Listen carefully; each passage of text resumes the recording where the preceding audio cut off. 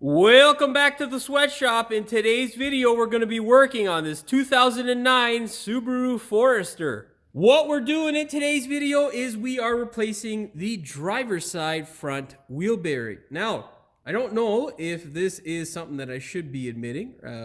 It has been a year and 1 month with a bad bearing, and well, the whir hasn't changed and the noise hasn't dropped out completely, or the wheel hasn't fallen off the vehicle. But I will say this, all jokes aside, I don't recommend that you go that long with a bad wheel bearing. I don't know what it is. In the last couple of weeks, I've come across a good few videos with people's complete wheel, hub, and bearing assembly, along with the rotor coming right off the vehicle, which is generally caused by this bearing failing completely. So, all jokes aside, make sure you get these things checked out. It's all fun and games until shit goes catastrophically wrong. There was a video recently of a Ford that had its front wheel bearing come right off, and the wheel destroyed a Kia Soul. I don't know whether the Ford was trying to test whether the Kia had a Soul, but it definitely took the Kia Soul. So maybe if I can find that video, I might post it. But it was a horrible sight to behold, and definitely something you do not want to experience or go through. You don't want to be the car that loses a wheel or the car that receives a wheel. Just not a good situation. That being said, this is something that you can do in the driveway, provided you have tons of willpower, because if you are in the Rust Belt, it's usually a real fight to get these things to separate from the vehicle. If you're in the South, it's an easy peasy job. You can blow on the bearing and the thing will separate from the vehicle. It's not something that us Northerners in North America at least like to see when you guys in the South post videos of you simply just tapping a bearing and watching it fall out. It is not the case here in the North. So if you are watching this in the Rust Belt, be fully aware it is a massive pain in the ass sometimes to get these things to separate. This here is a bearing separator tool. I bought this guy here locally, and as you can see on two bearings, I have smashed the literal crap out of this thing. It is a well-made product. It's Canadian made by a local tool maker here. He and I have seen other Chinese or ones that are on Amazon that have failed or completely broken. I would not recommend getting this tool for this particular job. They don't work as good on the Subarus for some reason. In my opinion, save your money if you're doing just bearings on Subarus. This guy here has worked better on another retailer.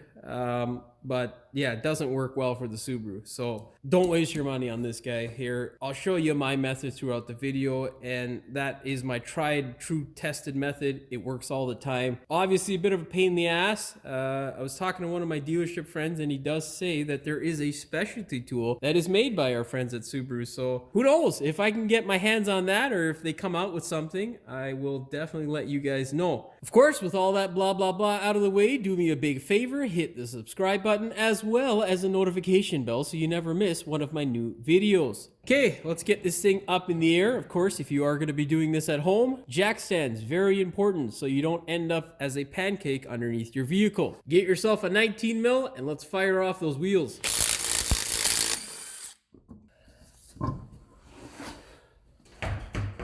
You can see here, these things here, these rotors are relatively rotted. They are roughly about 3 years old, or 4. I'm not 100% sure. They were put on by the previous owner. But you can see that the wheel came off really easy. Employ the use of anti-seize as well as white lithium grease. Just makes your life so much easier. Go ahead, grab a 32 mil and hammer off your CV nut.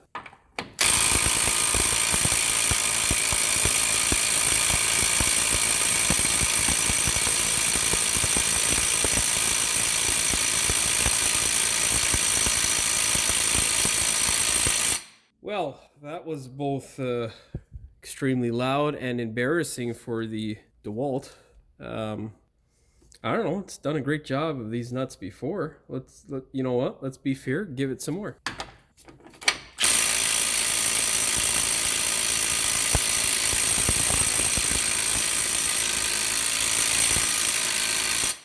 I mean, I think it's coming, but it's just giving me a goddamn headache. Oh, it is coming. You know what? Let's blast her some more and give myself some more of a headache. You know, I think when I grabbed the socket, that's what helped it along. I don't know. I could be wrong. Push the CV shaft in to make sure you're not gonna cry. There we go. Now we're gonna get a 17 mil flex, a bungee cord, and a flat screwdriver. We're gonna peel this guy off of the car. Okay, grab yourself a flat screwdriver. You're simply going to pry your caliper ahead just a bit. Try not to damage anything or break anything. If you've lubricated your caliper, you won't have any issues that tissues won't solve. Oh, uh-oh. Yeah, like, well, looks like I'm gonna have to lubricate mine because whoever installed these brakes before me has not done a good job. But hey, it's okay. What to do? All right, get yourself a 17 mil flexi socket now, along with a flex socket for the top bolt because Subaru is just wonderful with some design aspects. You're going to need a 3/8 drive 17 mil 3-inch extension and a ratchito. That's Japanese in my opinion for ratchet. You sneak this guy on here and crank it loose. Oh yeah, baby! Oh yeah! Okay. Okay, alright, you don't want to cooperate. That's not cool, bro. Ah. And now...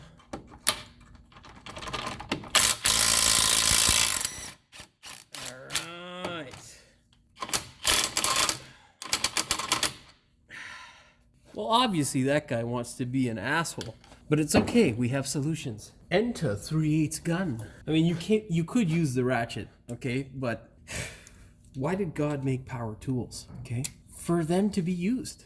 Enter 3/8 gun with 17 mil 3-inch extension and impact worthy swivel. That should take care of this. Yes, I know there is a specialty tool from Snap-on, blah blah blah. Don't be a show-off, okay? I like the tool. Maybe I might get it one day. Too expensive for my blood right now. Bungee cord! Okay, remove the caliper. You want to take this guy and hook it somewhere. Anywhere, really. We don't care. And then just loop it through. Alright. Oh! I don't know. This guy's gained some weight or... getting heavier than I remember.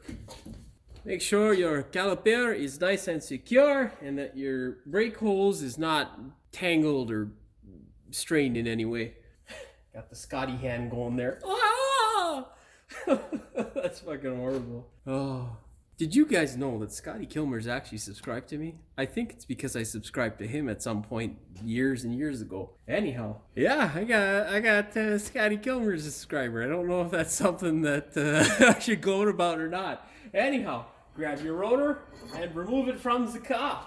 Obviously, you didn't see me take the rotor off because I wasn't paying attention to where my camera was aimed. Nonetheless, you can see here, we might have our work cut out for us. This flimsy looking guy is not like the Kia we did a few days ago and still has some rigidity left, thankfully, so we're not gonna have to replace it. We should be able to utilize it. That being said, nice thing about, you know, replacing your bearing is, well, you get to get rid of all this rust and shit. Now, we're gonna have to go to the other side. You're gonna get yourself a 14 mil flex and you're gonna hammer off the bolts that hold this guy into place. Now, maybe hard to tell because everything is sort of rust colored, but we got one here, two there, three, and then the other one is on the bottom side over here. You can't get to these bolts relatively easily because, well, this was their first iteration of let's give this thing a wheel hub instead of a press-in bearing, and well, they forgot that the CV shaft goes behind. Now all you got to do is push this guy back a bit and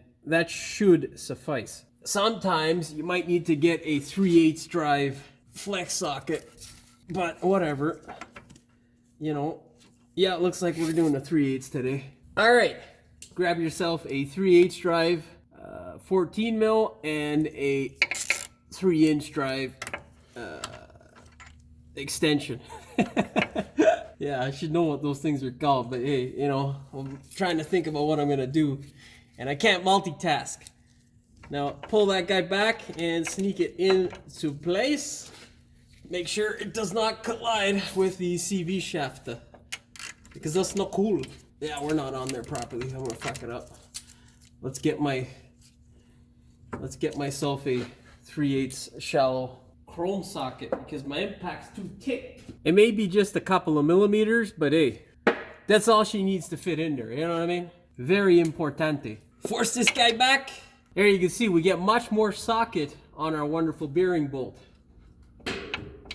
And then just crank it loose, like so.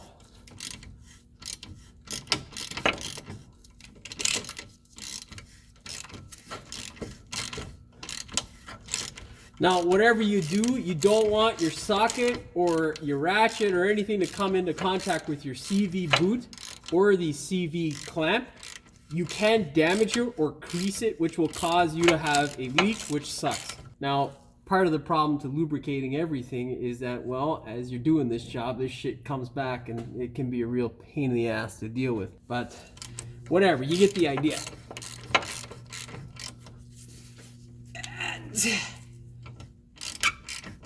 Alright, we gotta get a hammer. La la la la la la la. Yeah, I think when they were designing this, they designed the front one first. They screwed that up, and they're just like, okay, well, we can't do that with the rear, and they designed the rear a bit better. Now, what I'm prying on is just a CV. I'm not prying on that stainless steel collar. You do not want to pry on that. Bad idea. If you bend it, well, it's just stupid.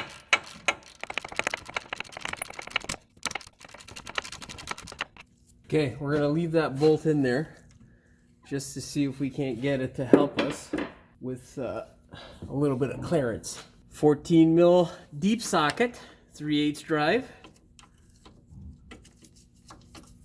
You getting on there? I can't see shit. There we go. Are we gonna get along here? Huh? What's going on? Oh yeah, you want some more depression as well, don't you? Well, I might have to do these guys all by hand because I don't want to screw them up. Let's get this guy out of there. The rust definitely doesn't make it easier, but we're gonna clean all that up. Come on, don't be an asshole. It's being an asshole. Get another pry bar. All right. Yeah, there we go.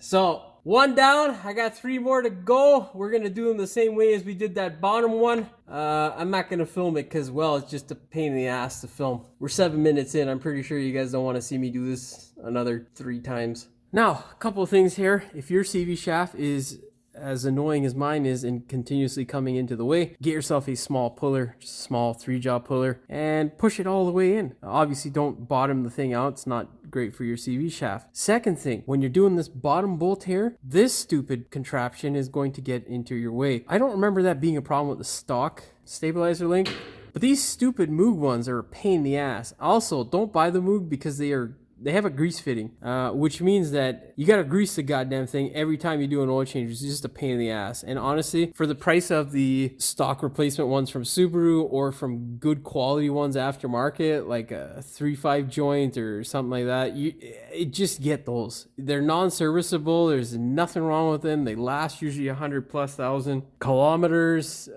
So yeah, I've greased this thing, and this thing came with the car. So, you know, they used to come with lifetime warranty, but they're just a lifetime of headaches for the owner. I can't stand it. It's a really annoying product. I learned that on my XS like 15 years ago because, well, I had to replace them. And I chose Moog because I was like, oh, lifetime warranty. That was a dumb decision. Okay, we got all of our bolts out. Now, I will tell you, depending on the car, most times it is recommended that you take the ball joint out in order to separate the CV shaft. In this case, I'm not going to do that as of yet because, well, it's just more work for me. The other thing is that I'm pretty sure I'll be able to get the 2 bottom bolts in there relatively easy without having any issues that tissues won't solve with regards to the CV. Now, I'm not doing it yet, but if I need to, I will separate that CV shaft and then I'll beat the living crap out of this bearing. But I try my best not to just because it's an extra step, and Rust Belt mechanics, we are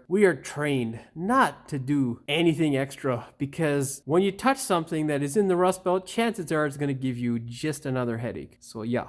No headaches. Headaches bad. Now with the front bearings, it is slightly different.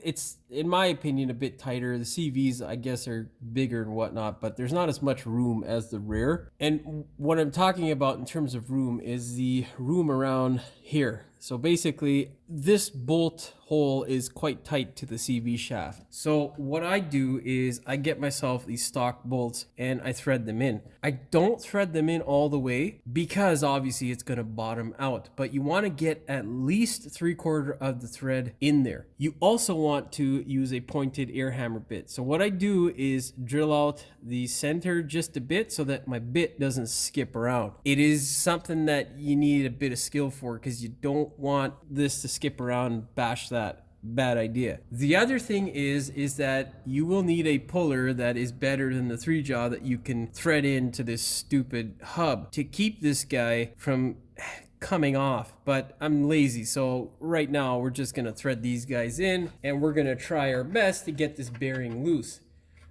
Another big thing with the front is that you have this ginormous side here that's open. You can take your CV shaft, or well, you're probably not going to have a CV shaft punch like I do, but if you have one, you could smash the shit out of this area here as well. So what I try to do is just focus on getting one area slightly loose by alternating back and forth, and then we'll hit this guy trying to get this thing loose.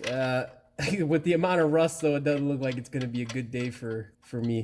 But yeah, we'll see. Oh, I should have put some anti-seize on these guys, but they're nice and tight. Okay, so I'm gonna thread them in and then we will begin hammering. Now, hopefully you can see there, we got about 3 or 4 threads exposed. You don't want any more than 4. The reason being is because if this guy strips in there, well, you're gonna have a whole new headache of trying to get that bolt out. So make sure they don't strip. If they're rotating while you hit them with your air hammer, not a problem. You're happy with that. As long as they don't bottom out, good to go.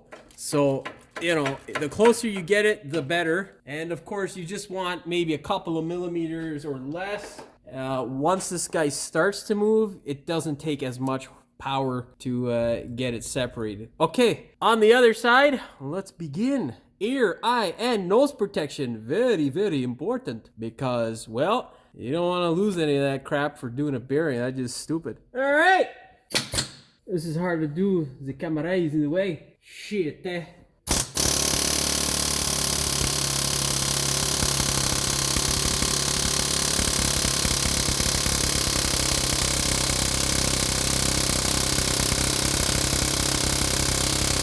Yeah. Looks like a good half an hour we're gonna do this for.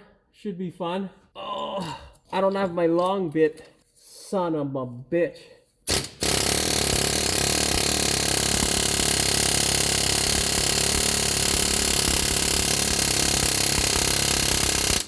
Oh yeah, yeah.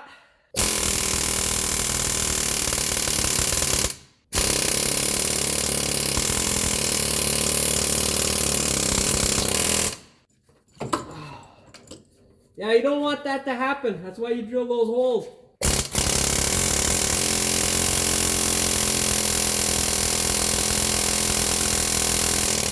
I gotta get my long bit. That's what happens when you lend out tools. When you most fucking need them, that's where they're somewhere else. Damn it! Gosh darn it! Stupid Jimmy. What to do, what to do? Alright, I got my punch. This is an old CV shaft. And I got my punch holder, of course, and a hammer. We're gonna take this guy and smash it right the fuck over here. You're gonna eat it like it owes you money.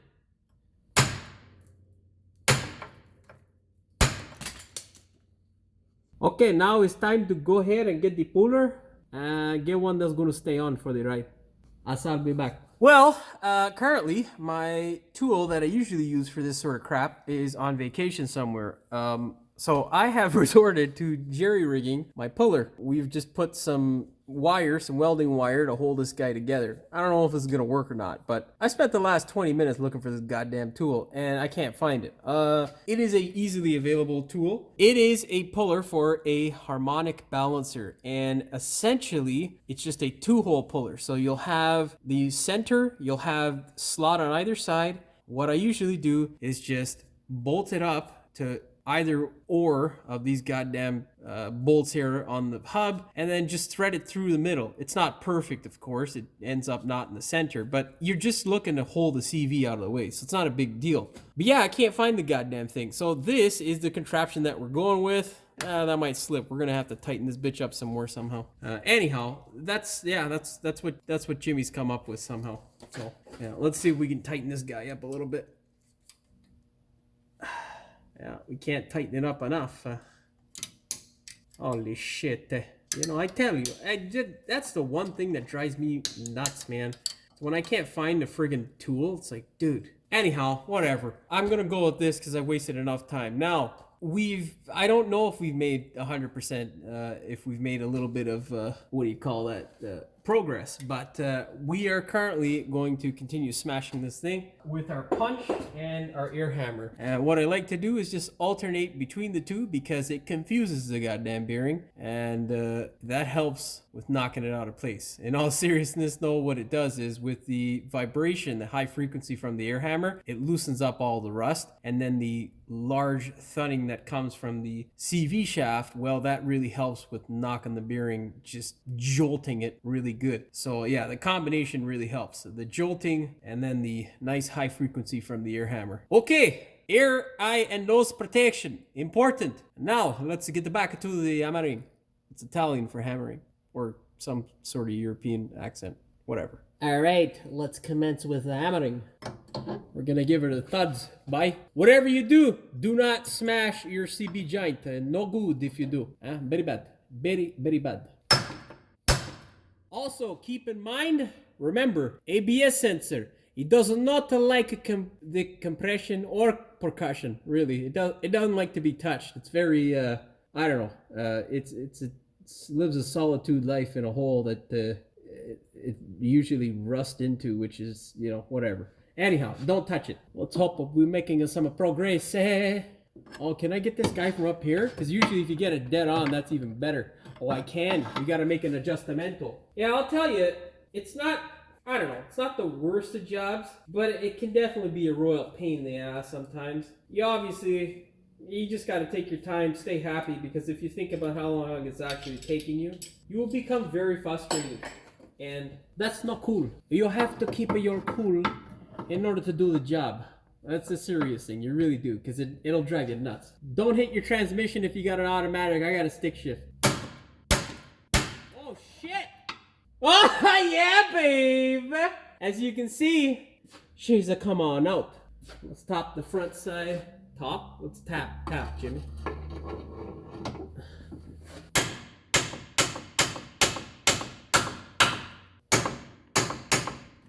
Yeah, this felt like a south bearing, you know? Okay, sounds like we bottomed out. Yeah, usually they're much more of a pain in the ass than this. So I guess I got lucky today. I don't know, if I would have known it would have been this easy, I wouldn't even have bothered with looking for the tool. I just waste like half an hour of my life. I'm never gonna get back. Anyhow, what we need to do now is thread the bolts out and then continue to tap away. The other reason why you want to have this puller in place is because if you're doing it the way that I'm doing it without removing the CV shaft, this stainless steel piece here it's going to make a kissy with your ABS sensor. And if it kisses your ABS sensor, like I say, it doesn't like to be touched. So you can damage it and then you'll be irritated because you'll have that stupid ABS light on. Okay, if your bolts aren't too deformed, you should usually be able to crank them off with a 15 mil or 16 mil. You definitely don't want to, smash the crap out of them until they're completely deformed. But hey, it does happen. I've got some bolts that started off life as a 17 or 19 mil and end up at like a 24. So, but this is what I find the most effective way to be in terms of getting the bearing off. If you guys have another one other than moving to the south of the States, please let me know. Okay, I'm gonna remove those bolts and we will clean all that shit and prepare for new bearing. Okay, so what I have done to this point, I have taken off all of the bolts. What we're gonna do now is just smash it in this area here lightly. We don't want to smash it too aggressively because if it gets cocked in the bore, well, that just causes another headache. Get a smaller ball peen and tapa tapa tapa. And then you'll get the pry bar and just work it in. Trying to get this guy loose. Oh my god. Oh yeah. Yeah. There we go. Our next step, go ahead and remove the bearing, of course. But I don't want you to think, hey, you know, this is such an easy job, blah, blah, blah. It looks easy on camera. But if you're going to attempt this, you got to be 100% committed to it, unless you don't mangle the thing past the point of no return. You need to make sure you can put everything back together so that you can tow it to a shop if you're going to attempt this. Again, some of them come out really easy, like this one in comparison to most of the other ones that I've done. Thankfully, it's my own shit box, which thank you God, because these are the worst. When you're losing time and money on your own car, it just sucks. But I don't want you to think that, yeah, it's super easy, blah, blah, blah. This can be a royal pain in the ass. And front or back, you just never know. Most times, well, we usually do more rear bearings than front. It seems to be what goes more often and more quicker, but I can't tell you that the rears are easier or the front. Both of them can be a real nightmare. So prepare for the worst and hope for the best. Grab yourself, well, we don't even need to do this. Just, yeah, there you go. See? And that's proof that you don't need to pull off your ball joint in order to do this job. Does it make it easier? If it's really seized in there, oh yeah, it makes it a lot easier because you don't have to contend with the CV shaft being in the way. But if you take the chance like I did and you hope that the stupid thing comes out nice and easily, well, you save yourself a buttload of time, because these guys can also be a pain in the ass to come apart. Now we got to take this to the bench. We're gonna get off our puller and we're gonna separate this, well, what's left of this backing plate. Okay, and I'll call Subaru, see if I can get a new one. Now, usually I'm able to reuse this guy. It's still, I don't know, it's pretty shit on the top and the bottom. So luckily, my buddy has one in stock. Thank you God. So we're going to be able to get this thing, well, we're going to be able to throw this piece of crap into the garbage as a whole without hammering it. Now, if yours is in much better condition and you can reuse it, all you got to do is continue to smash this thing around here and this guy will separate. Of course, they're relatively cheap. So if yours looks anything like this and it's got some pinholes in it, just trash it, get a new one. That being said, you can tell that you have a bad bearing is two ways. Well, usually if it has any play, it's bad. Luckily, this guy, no play. But you spin the stupid thing and it gives you the nice whir at 60K and it just gets louder. Well, you can't hear it unfortunately, but you'll just have to take my word for it. This thing's a garbage. All right. Yeah, wonderful. So we got a new brake shield coming and we got our new bearing right there. And yeah, life's good. Let's go over now to the hub and grind it up. Obviously, you can see here what the issue was that caused us to smash the bearing. Not for a very long time, thankfully. Thank you. Touch steel for, I don't know. I don't know why. Why did that happen like that? Why is it that people say, touch wood for good luck or whatever the hell it is, or to touch wood or something? You know what? I'm just going to delete this because this doesn't make any sense and I can't make it make sense because my brain is all over the place right now. Anyhow, what our next step is to go ahead, take a nice, relatively clean piece of cloth, wipe off any of the shit dirt that might have landed on our CV shaft. My CV shaft is doused in anti-seize, so I don't want the anti-seize collecting all that disgusting dirtiness. Take this guy and just wrap your CV shaft, make sure it's nice and clean, because well, you don't want more crap to deal with and more work for yourself. Push it back as far as you can, and then what you're gonna do is take the pry bar and just stick it in there. You're gonna use the pry bar across the top here just to hold this guy in place. Yeah, if it will fit. Is it gonna fit? Yeah, okay. Ah, you motherfucker. Seriously? Okay, whatever. We'll get something else. Yeah, there we go. Oh, make sure there's no real pressure on that lip. You don't want to bend it. With that guy out of the way, we're going to take our carbide bit, grind this guy up in here. Remember, if you've never used a carbide bit before, it takes away considerable amounts of material. So you can do the same thing with just sandpaper. You do not need a carbide bit. It's just some of the tools that we use here in the shop to make our lives considerably easier. Then we're going to grind down the mating surface here. You want to make sure there is no rust ridge that will create a uneven surface. We are also going to take a drill bit. We're going to remount out these holes, also for the brake hole here as well. And then I'm gonna do my brake service off camera because, well, that's not what this video is about. You know what I mean? And if you want to see a brake service, you can take a look at any of my other brake videos because, yeah, I don't want to make this one longer than it already is because I'm rambling and, well, shit's not going the way that I planned. Actually, it's kind of going better than I planned because this thing came out relatively easy. Grinder tools, ear, eye, and nose protection, very, very important. And drill bits as well, that'll make life a little bit easier. Now, this guy here is a common problem that happens whenever servicing brakes, so we're going to get this out of the way so that you guys understand it, and, well, it helps hopefully somebody at home. What you want to do is get a drill bit that is slightly smaller than the hole. Here in Canada, we pretend to use the metric system, but we still buy our drill bits in a imperial format, which I don't understand. In case you're wondering, this one here is a 31/64 size. I love standard sizing. It just makes so much sense to me. Anyhow, grab your drill bit and you're gonna spin it through. You're not trying to take away material, you're just trying to knock away the rust.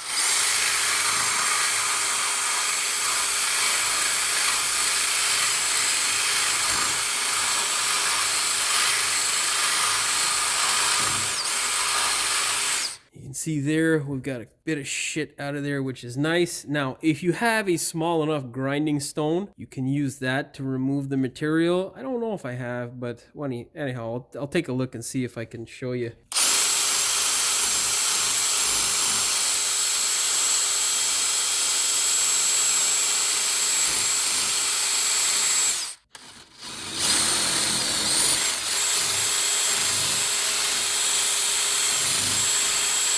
Okay, once you get the brunt of it out, good to go. Now, if you did what I did, just make sure the surface is flat. You don't want that thing colliding with anything important. Grinding stone.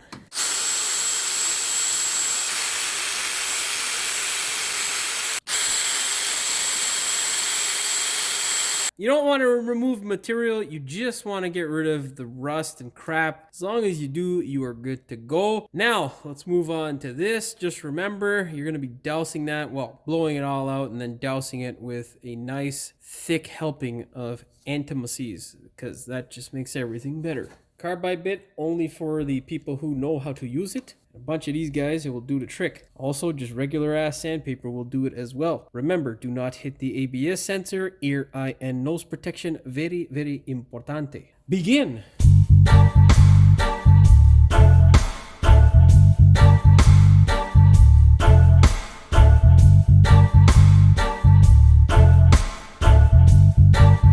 Okay, now remove this guy here.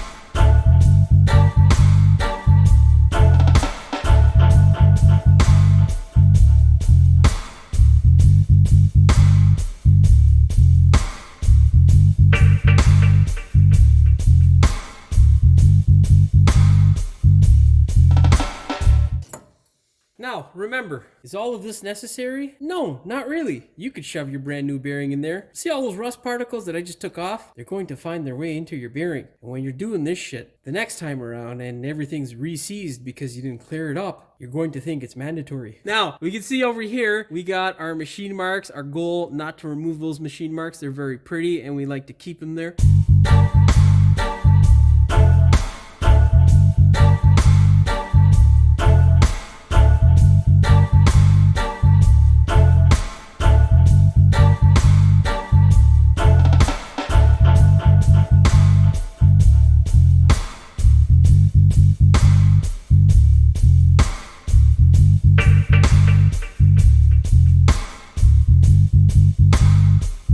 You won't believe this, not a word of a lie. My compressor just went off and next door's just went on. Can't catch a break. On a positive note, look at this, yes. Oh yes, it's a brand new and that is the part number. It is the same for left and right. So yeah, go ahead and do yourself a favor, make your life easier. Just grab one of these. If yours look like mine, of course. We're pretty much done now. All we gotta do is go ahead and spray this guy with some nice don't rust coating, which is really any type of paint, or zinc weld through primer is what I prefer because it dries really quickly. Grab a clean cloth, wipe down the CB. I'm gonna just clean this surface here too. You don't want it to be full of a rust. Well, this guy's okay. And now basically what I'm talking about is the surface where it mates up against your new bearing. This guy here you don't really want to touch. Yes, there's rust there, but if you grind away at it, because there is excessive amounts of rust, well, that can cause an issue. Of course, if you're going to employ the use of this stuff here, that's what I do. That's what I use. I like them. They haven't sponsored me. They just work well. Although Dominion Shore Seal, if you'd like to sponsor me, I am open. You can go ahead and send me like a couple of cases of this stuff.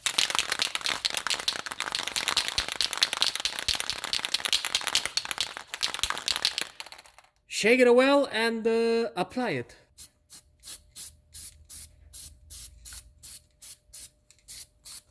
Yeah, baby. Oh, I wanted to try and avoid my CV. I forgot about that halfway through. Stupid. Anyhow, ta-ta.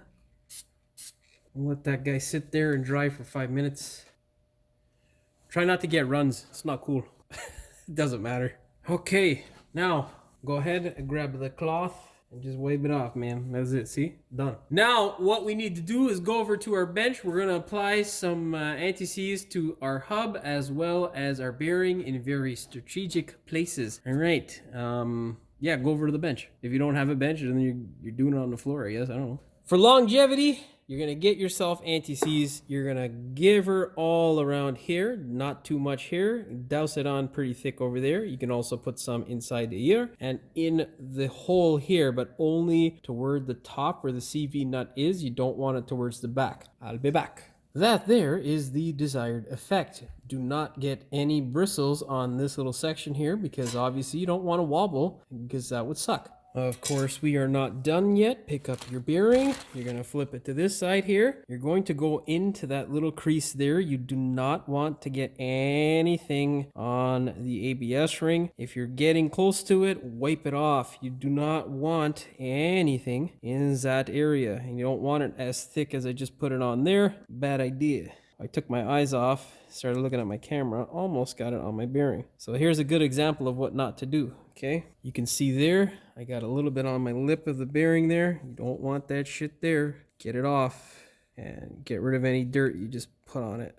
I should have picked a nicer cloth. Anyhow, if there's an excess there like there is on my bearing, just wipe it off wipe it off, okay? That's what you want essentially in terms of results right there, okay? All right, okay. Of course, you're not done yet. Before you go ahead and shove everything back in the car, determine what the right side is for you. This thing is, I think I said it already, but it does go on both sides. So make sure you pick the right side. I'll show you how to do that on the car. Before we get to that point, you want to grind the hell out of these bolts. Make sure they're nice and anti-seize the same way everything else is, because nobody wants to deal with bolts that look like this. It's ugly. Okay, I'll be back. All right, it is pretty much smooth sailing from now on out. There's nothing really hard to do. All you gotta do is take your wonderfully anti-seize bolts now and place them back home. Also, you want to make sure that you get a little bit of anti-seize on your CV shaft. Don't douse it on so thick that it's going to pile up as you slide on the bearing, because, well, that'll ruin your bearing as well, because this stuff here will hold on to any dirt that gets in that area and kablamo to your bearing. Get your nice new backing shield and place it into place. If it's the old one, make sure you grind down the rust. Make sure it is nice and rust free. Put a little bit of anti-seize in the middle and slide it into place. Of course, how you can determine where it goes or how it goes on is, well, you have to account for the room that your caliper is going to need. So make sure you don't put it on the opposite way. It will go on and you will screw it up if you do it that way. So yeah, don't do it that way. All right, now go ahead, grab your bearing, get your 14 mil socket and 3-inch extension so you can thread these bolts in. Now take the bearing and slide the bearing into the place. Okay. Now you want to support the bearing with your hand and just thread these bolts into place. Always thread them up by hand. Do not use a power tool, because if you cross thread them, you will not be a happy person.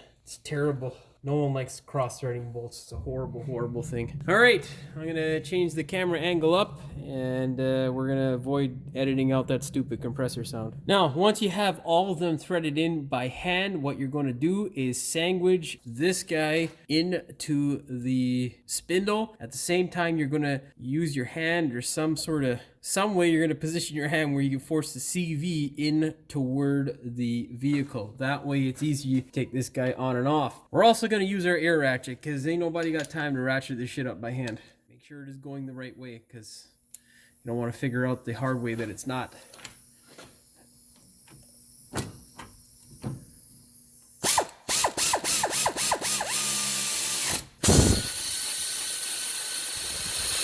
Exactly the same process for the front too. This is a very, very tough shot to get, so I hope you appreciate it. Go ahead, grab your torque wrench, set it to 48 foot-pounds or 65 Newton meters. And there we go. Take your rotor, make sure you go ahead and clean the hell out of it. You don't want any crap in that area. And then slide it on into place.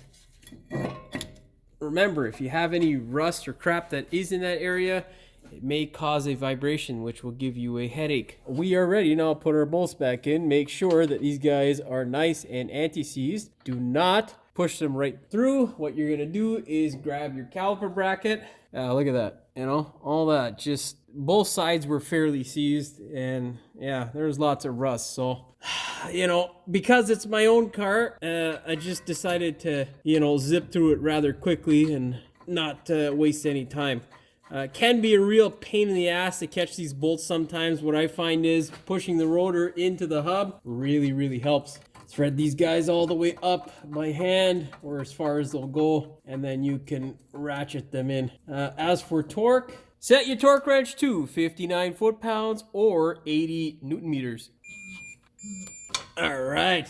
Now, just a tip, you can see there we got minimal pad life left, probably about 4 millimeters. If yours look like this, well, maybe you should just replace them. Anyhow, slide your pads in. What the fuck is your problem?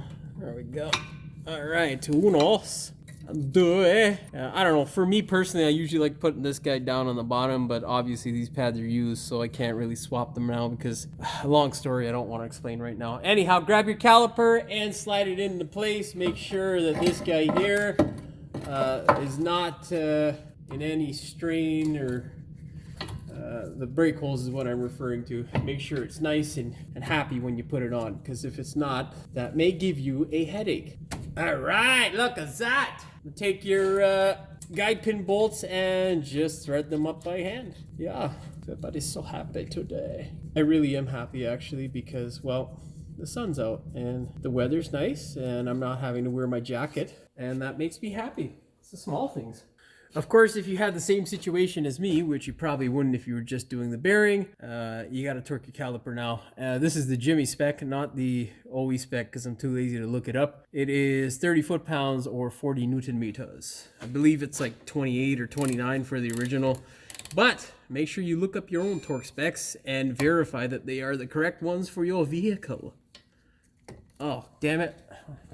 Use an extension for the top one. Makes your life easier. Oh, yes. Okay. Yes. Now we can do the CV shaft nut. Gather strength, my friends. Gather strength. All right. Time has come for us to go ahead now and torque our CV nut. Of course, if you don't have a friend to step on the brakes, it's going to be impossible unless you have this video currently on your TV screen and you are listening to it. Because this, my friends, is a solution. Take a punch, place it in between the vanes of the rotor. That thing, and now you're going to take that 32 mil, you're going to place it on your torque wrench. You're going to set your torque wrench to 162 foot-pounds or 220 Newton meters. That is it. We are done. We're done with that step, not the job. You will see an indentation on your CV. That's where you want to indent your CV nut. That's a thumbs up for me. Now, before you go ahead, put your rim and tire on, make sure you douse this area here with a lot of anti-seize or give a nice coating of white lithium grease. That way you don't have to kick the tire off the car if you ever have to change it or the next time you swap your tires over. Go ahead, grab your rim. Yeah, goddamn. Oh yeah. In case you're wondering why the rim looks different, this is not a different video. No, I've just swapped from summers to winters. And it's also a good time to check stuff and fix stupid problems like this because, well, no better time when you have your wheels off than to inspect stuff. Come on. I don't know what it is with Subaru lug nuts. Sometimes threading them in is a real pain in the ass. Yeah, you know what? We're just, whatever. Oh, you too? Seriously? You too? So how you guys gonna do me like that on camera, eh? Alright, no problem. I got a bucket full of nuts, my friend. Don't fuck around. Now that one heard me, see? Let's see if this one got the message. Do you understand it, no? You understand it! You understand it! Good. You tell me, last chance, huh? Last chance. See, sometimes you gotta threaten things in order to make them work. I don't know what the deal is. Anyhow, grab your gun and smash them on. Push the wheel in. Alright, now you lower this thing, set your torque wrench, and torque it and stuff. Grab your torque wrench, set it to 74 foot-pounds or 100 newton meters. Alright, well that's all she wrote for this one. All you gotta do now is make sure you pump the brakes before you take this thing for a test drive. Make sure all is well in Forester land. Hopefully you found the video entertaining as well as informative. If you did, please like, share, and subscribe. Don't forget to hit the notification bell so you never miss one of my new videos. And as always, thanks for watching. We will see you in the next one. Hit that subscribe button as well as the notification. Go ahead, grab a 32 mil, hammer off your CB nut. CV nut. Oh, for fuck's sakes. Anyhow. Oh, well, you can't see shit from that camera angle. I was not paying attention to where my camera was looking. And, yeah, you didn't see me remove the motor. The motor? Motor. Oh, boy. Obviously, I wasn't a ping. My accent Tourette's is acting up there.